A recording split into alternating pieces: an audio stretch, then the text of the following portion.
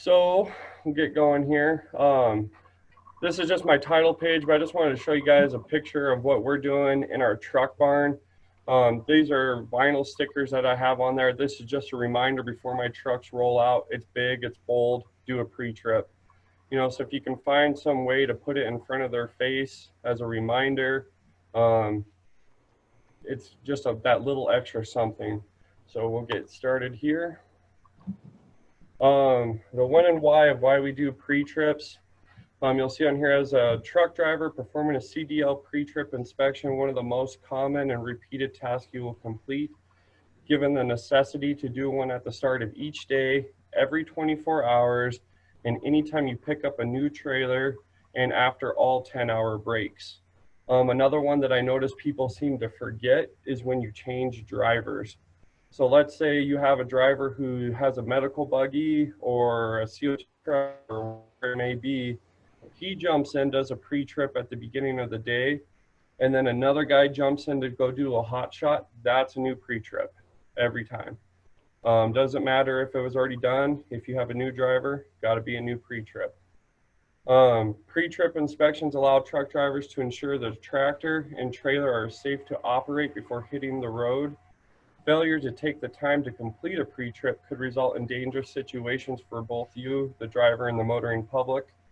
1 in 5 trucks a day are pulled out of service due to failure and of not performing a pre-trip. And another good keynote, I highlighted it in red. Not only the company, but the driver as well are held accountable for any damages, injuries, or deaths that happen due to driver negligence. So one big thing that is actually happening, you have drivers who aren't doing pre-trips, they have a wheel come off or some other safety thing, causes an accident. Not only is the company liable for that accident, the repairs or the injuries or deaths, but the driver themselves can be prosecuted. Happens all the time. Okay, the difference between a post-trip and pre-trip. Post-trip inspections ensure that your mechanics have time to repair damaged vehicles. Pre-trip inspection prevents you from rolling out with a vehicle that suffered damage that no one noticed. A post-trip, we really like those as well because, again, if you have an out light or you notice a wheel hub is leaking, you have time to get that truck into a shop, get it serviced before you go out, and then you start having downtimes. You can't service a customer, or you have drivers standing around waiting for a truck. So I highly, highly recommend not just a pre-trip, but also hit those post-trips, especially if you're going into the weekend. Make sure your vehicles are ready to roll Monday morning. Some things that failure to do your proper inspections that it can lead to. As we all know, DOT citations, delayed delivery times due to breakdowns in towing, average tow hookup. In Montana, just to hook up your truck to a tow truck is about $250. Out of service equipment, injuries, fatalities as a result of failures and accidents. We don't do pre-trips or post-trips. Your equipment cost is going to go up big time. Most common citations at the DOT scales for drivers. Your log is not current to your last change of duty status. So if you're not keeping a current log, again, if you're running a paper log because you're not a full-time driver, you got to have your past 7 days of work history on there. And a lot of people too, if you have the actual digital log that looks like the iPad, you got to make sure that when you clock in for work, you're clocking in on your driver's log. There's a 14-hour rule violations. With us, that doesn't really pertain too much to us. That's more full-time drivers that are hitting the road all day, every day. False logs. So again, that means if you're setting up a paper log and you're an 8 to 5 guy and you put on there that you've only been working 5 hours a day, so that way you can do a longer drive shift at the end of the week, that's forging a log. DOT can actually come and look at your paylocity to see if they match. Form and manner violations, that has to do with any of the required information or formatting of the log, whether it's hand done or on the e-log. Not using your ELD when you're required, unless you're one of the few states that can still use paper logs, which we are. Not having extra paper logs with you in case your ELD fails and your ELD instruction card. So again, if you are running a digital log, we all know that those have a battery life. So if that thing goes dead and you're driving and you don't have a backup log with you, that's a ticket. You can see on here, they say, you know, these are called low-hanging fruit violations. These are the things that the officers look at right away when they're jumping into a vehicle to see how you're doing. Another big one with it too is you've got to keep your paperwork in the door of the vehicle or within the arm reach on the dash or seat. Likewise with your hazmat response books, the little orange guys, those have to be in the door with your paperwork or within arm's reach as well. Yeah. Those are all, you know, kind of like your license plate lights that we might get pulled over in town for, or not having proper insurance. Those are all the bread and butter of the DOT. They're easy tickets. They're easy points for them to get. They're going to be looking for those little tiny things that they can just stack up all day long. For vehicles, some of the most common things on vehicles, brakes out of adjustment and other brake problems. So we'll get into that in just a minute, but they're talking about linings being too thin, you having leaking brake seals, the slack adjusters are out of play on it. Tires is a big one. I mean, they hit on tires a lot. I mean, that's the very first thing they're looking at. Load securement, so that means straps. If your straps are, you know, you got a fray in it that's more than the recommended DOT, what's that on the, for the? I think it's like a 1/4 inch on a 6-inch strap or 5-inch strap. Yep. And also making sure that the load is secure, so we don't have cylinders that you can, when they jump up on your truck, that they can sit there and rock them around. That's a unsecure load there. Hazmat paperwork, this is a big one. The manifest on that we have for Genco, on the back of it, it says shipper's signature and shipper's print. You have to sign those. If they're not signed, they don't count. So sign them. We actually get a lot that come back that Kirk sees that aren't signed. When my guys bring their manifest back, we have a basket of paperwork that goes upstairs. Between me and Jesse, we flip them over and we check them. If they're not checked, then we do a one-on-one with whoever the driver is and make sure they realize how important that is. Basically, no signature, it's not validated that the manifest is correct. Lighting, they're checking from brake lights to turn signals. We got to have lighting. I mean, that's another bread and butter for them. Leaking oil, if you got a big puddle of oil on the ground or you got your wheel seals leaking, that's another easy one for them. Damage and obstructed windshield. So if you got a crack going from the passenger side to the driver's side and it's obstructing the driver's view, that's a ticket. And then no proof of annual DOT inspection. There's another one. Quick question. Yo. On the lighting. Yep. Let's say Tim gets here 5 in the morning, pre-trip inspection, lights on the top that go around the box. Some of them are working, some of them aren't. Does he have to wait till somebody can get him in to fix it before he can make his deliveries?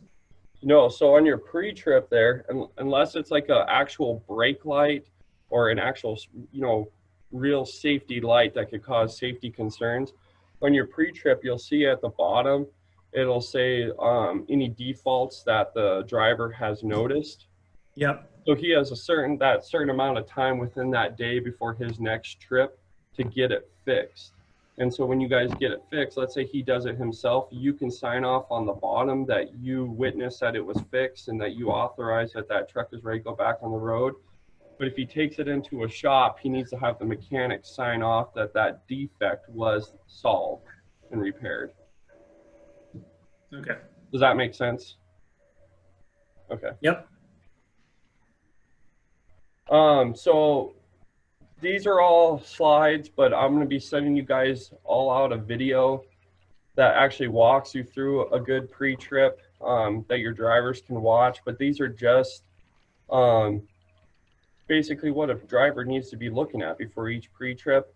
I've highlighted some ones in red that I think I'm going to hit on that you guys should really know about. Again, passenger side, we're looking at air filters. We're making sure it's secure and the cover is in place. Windshield washer fluid, making sure no leaks. This next one, the turbocharger, is a big one. No oil or exhaust leaks. So if there's no rubber boot that's intact on the back of that turbocharger, what you get is you create an exhaust leak going from the turbocharger into the cab of the vehicle.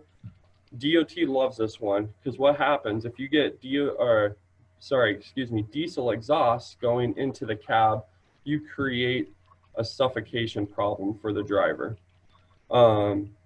So this one is that's an out of service one right there. So make sure we're checking that. You'll notice it going on the back of the boot if there's a big crack. You'll notice it on the back of the firewall on the engine. There'll be a ton of soot. That's all exhaust blowing all over the place in there. That boot's got to be intact, making sure that we're safe. Alternator, making sure it's mounted, no broke wires. The accessory belt's not cracked or frayed, and you'll see that we got to make sure there's no more than 3/4 of an inch play. So when you're pushing down on that belt, you're kind of looking at that play. Is it too much? If it's sloppy, chances are that belt's going to come off. Air conditioner compressor, making sure that it's secure. Driver's side of the engine, you got a list here. No cracks or missing bolts on the radiator brace. On the radiator, make sure we're not leaking. That's a big one, not only for DOT, but protecting our vehicles. If there's no coolant because we got a leak, we're going to overheat the engine. It's going to cause problems. The water pump, making sure it's not leaking. Fuel water separator, not leaking, make sure it's secure. You'll see pitman arm starts getting into the steering of the truck. Make sure it's got no cracks. The castle nut needs to be secured with a cotter pin. Steering gearbox secure to the frame with no leaks. And you'll see as we go down this list, it's all about making sure things are secure, no leaks, no breaks, those kind of things. A big one here, the brake master cylinder. It's got to have the correct fluid level. So what you don't want to be doing is you don't want to be adding fluid to it. If that level is going down or it says it's on the minimum side, that's a huge tell sign right there. Hey, your brakes are low or you got a leak somewhere. If you're adding fluid, you're just putting a Band-Aid over it. You got to get that into the shop. Make sure the oil filter cap is on there, secure with no cracks. That's protecting your engine and making sure that you're not going to have a failure on the highway. Again, with the engine coolant reservoir, if that coolant is low, there's a problem. Get it fixed, get it into the shop. If you're having to top it off, you know, a half a gallon or a gallon every month, there's a problem. We got to get it fixed. Your engine's just going to overheat. Brakes are a big one with DOT. We talked about that. It's one of the most common citations besides tires. The brake drum, we got to make sure there's no cracks. Again, if you get under the vehicle or on the back side of the vehicle with a flashlight, you can see all of this. So again, this goes with tires, making sure that we're looking underneath the truck.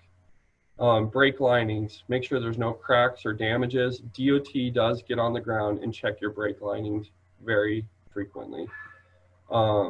This is a good one too. Whatever shop you're taking your trucks to, tell them, hey, whenever my brake linings start getting a little bit low, please call me. We'll schedule a time to get it in. And most shops, they're cool. They'll let you know. Triple T up here, they let me know whenever my truck's linings are starting to get about 3 months away from being replaced, so I can actually have some time to get them in, get it scheduled, and I'll have to frantically run around trying to find the time.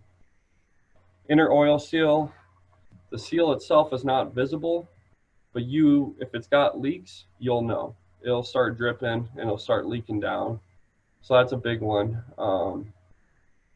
They'll actually start having a drip stain going down the side of the tire. You'll see it when it goes, but it's a big one. It'll affect how you brake.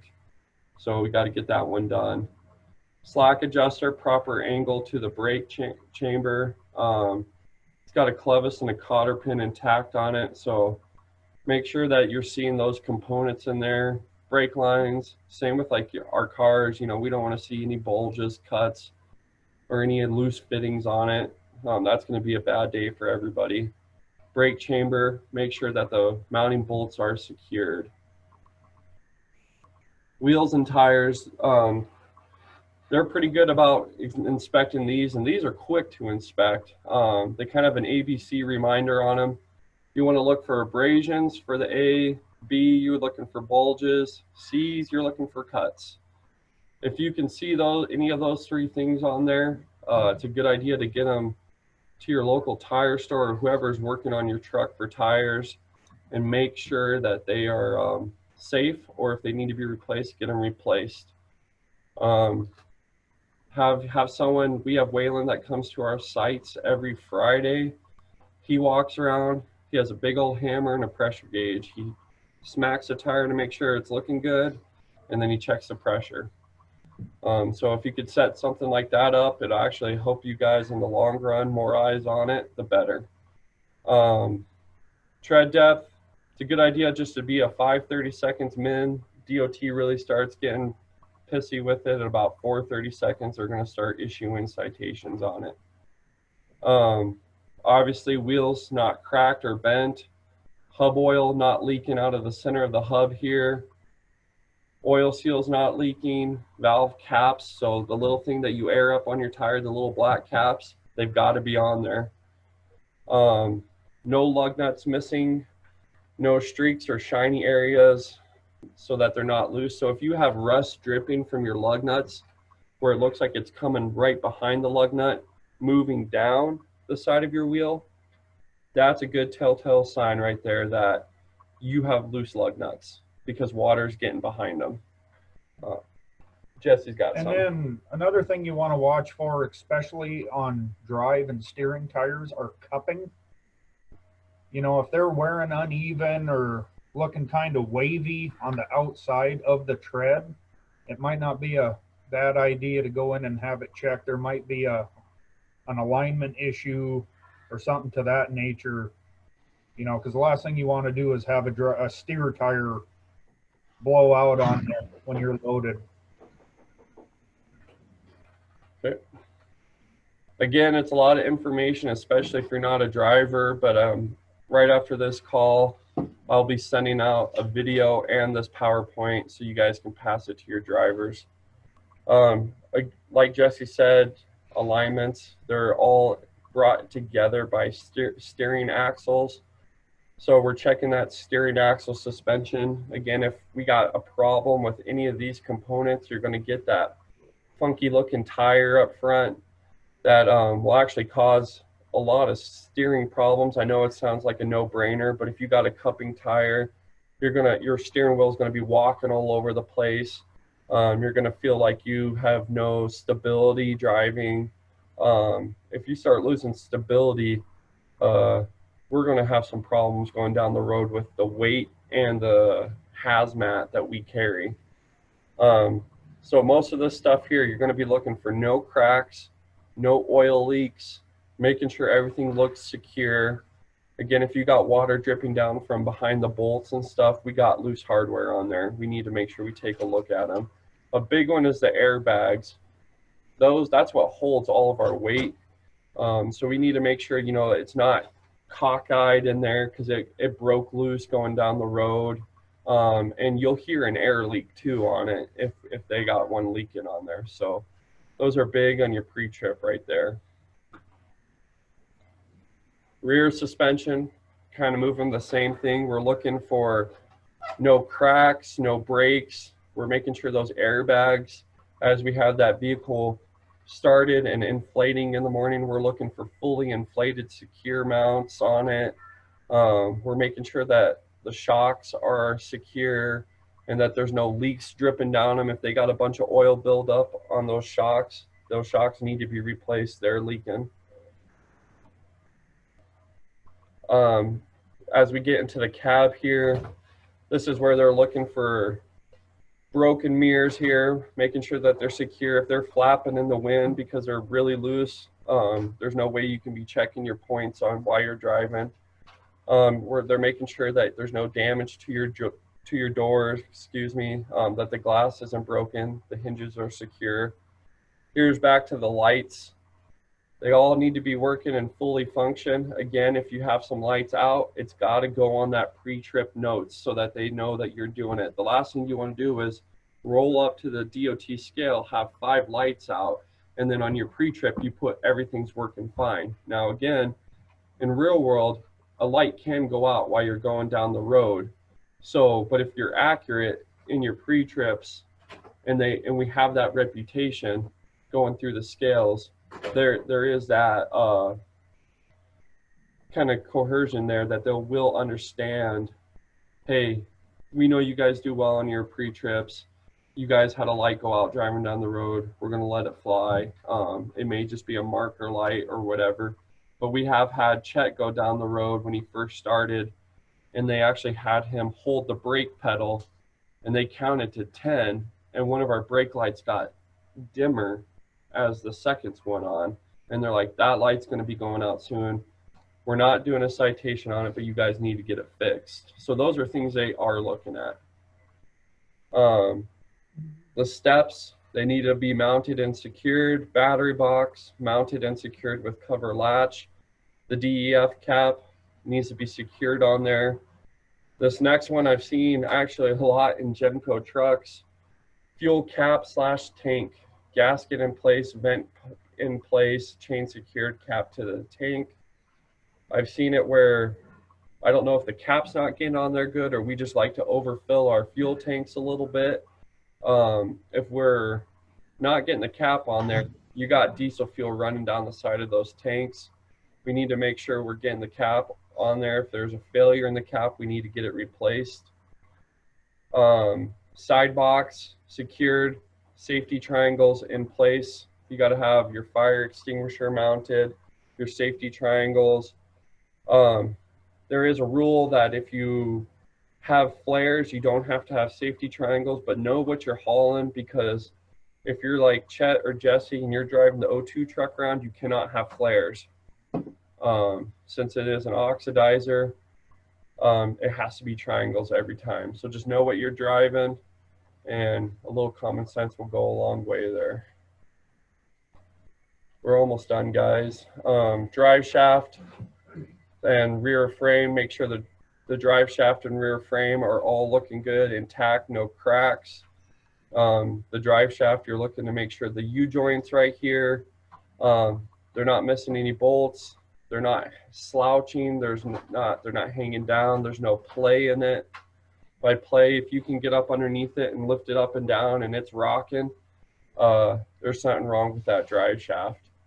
The differential, if it's leaking oil or it's covered in road grime because of the oil on it collected all of it from going down the road, you got a leaking differential. You need to get that looked at.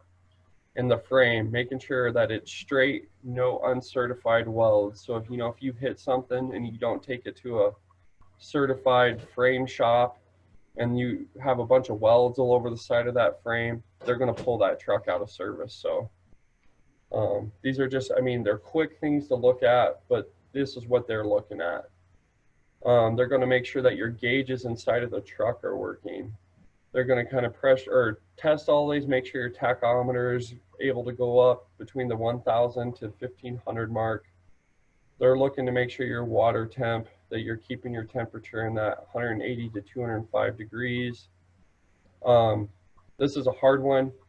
Me and Jesse even talked about this. They say they look at this, but we've never seen anybody try to do this. The level matches with visual and tank for fuel. With the actual filters they have on tanks now, there's no way you can see in it. But one thing they may do is dip your tank to look to see if they're using the correct diesel fuel. So keep that in mind. The def level, they're going to make sure you maintain a minimum of 1 light bar on the def level. Oil pressure, they're looking for a 25 to 50 psi.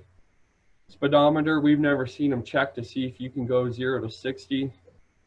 And then air pressure, they are going to check your air pressure to make sure that you have air pressure, because if you don't have air pressure, your air brakes aren't going to work. And moving back to what Dan was saying about dipping the tanks, I've had them do it to me numerous times. What they're checking for is either it's red or clear. If you're running red dye diesel, you're going to be in a lot of trouble. As long as it's clear or green, you're good to go. Yep. Thank you. And that's all I got for it. That's what they're checking. You know, we through the plant, we're on the road all the time, so we're always seeing different people and how they do inspections. If you guys ever get the joy of running into a gentleman named Merlin, you will get a very thorough inspection. But there is. The guy's still alive? Oh, yeah. And I don't think he's going anywhere either. Yep. I think he's immortal. Every day. Yep, there you go. So everybody who's dealt with Merlin knows Merlin will get you if anybody's going to get you. But they do have a new younger force coming out. And like we saw with Kirk's email, they are looking. So get this out to your drivers. I will send you guys all this after the call. If they got questions, they can get a hold of me or Jesse. But again, Chet is at every branch all the time. He's an incredible wealth of knowledge. He used to actually be a fleet manager as well. So feel free to have your drivers pick his brain, or if they want to set up a time with him real quick to do a pre-trip. He loves that stuff. He wants to share. He wants to be positive. He's good at it. Same with Jesse. If he's on the O2 truck or anything like that, he will help you guys. So, you know, just make sure you schedule that with them, and we'll do what we can to help you guys. But that's all I got, Eric. So one thing on that, the officers, they have 7 new ones coming out. They actually came here about a week and a half ago. They had no way of training hazmat. So they called and asked if we'd be willing to donate our time. So Hunter and I spent about an hour and a half with them covering the truck.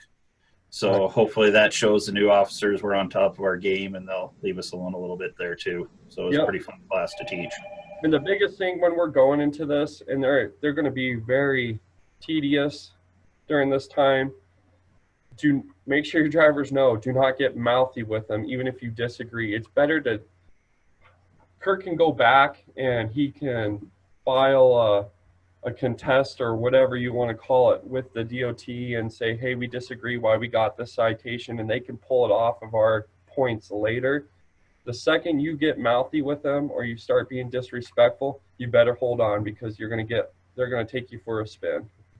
So you can see Sam shaking his head up and down there. He knows. I mean, the second you get mouthy with them, it's going to, especially Merlin. Yep. Smile and nod, and he will be fair. You argue one time with him, and he will hang you for everything he can. Yep. So, I took the ladder with Merlin one time.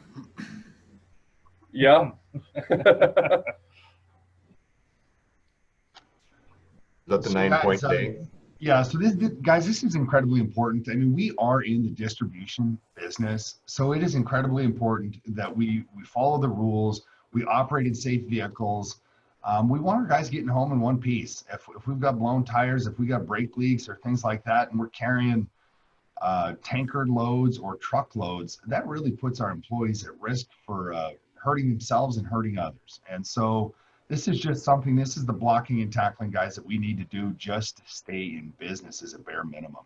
So make sure you get the PowerPoints, you get the videos, you sit down with your teams, you're going through this stuff on a, well, maybe an every other month basis. It's probably not the most exciting materials out there, but it should be for drivers, because it basically it keeps their job. So are there any questions for Dan and Jesse? I really appreciate you guys taking the time this morning and going through all this information, because safety is a very, very, very large pinnacle for us, and we need to make sure we're communicating this with our entire teams. Yeah. You know, if I may hit on one last thing real quick, Eric, just working with, I've been trying to highlight working with Triple T a little bit more. There are where we take all of our trucks, asking how can I catch things faster? How can I be ahead of it? He goes, the biggest thing is if you have a truck that doesn't move much and it's going to leave next week, get it in the week before. An inspection costs you pennies compared to a repair. And another big thing we do around here is, our drivers are required to do the pre-trip and the post-trip, but by all means, as managers, at the end of the week, or just choose random weeks, just go do a quick walk around, pop the hood. You don't have to do the full inspection, but if you're seeing oil leaks on the ground, or hey, that tire looks flat, or hey, that windshield's cracked, these are things we can get ahead of real quick. And that's between me and Jesse. We take turns. Jesse, he's like, I got to go to the truck barn to get a vehicle. I'll be like, okay, just do a walk around all the vehicles while you're up there. And it's just, you're getting a second and third pair of eyes on it. And then it just makes everybody's life easier. We're not, oh crap, we have to get this out tomorrow. Hopefully Triple T can get us in. No, like if we get ahead of the game, it snowballs itself, and we stay ahead of the game on it. So that's just my last 2 cents there. Mike up here in Butte is also really good. He worked for a garbage truck company for years, changing the oils, and then in the last 7-8 years that he worked there, he did DOT inspections on all the vehicles there. So he changes all the oil, he changes all the filter, he greases all the trucks, fixes all the lights, does all that kind of stuff. So I know Great Falls is a little bit further away, but if you have questions in Helena, Bozeman, Billings that you need Mike to look at, he is super, super knowledgeable when it comes to the inside of an engine, the tires, the slack adjusters. I mean, he tells me when the slack adjusters need to be replaced or the alignment's off or any of that stuff. So he's a extreme wealth of knowledge when it comes to that kind of stuff. Yep.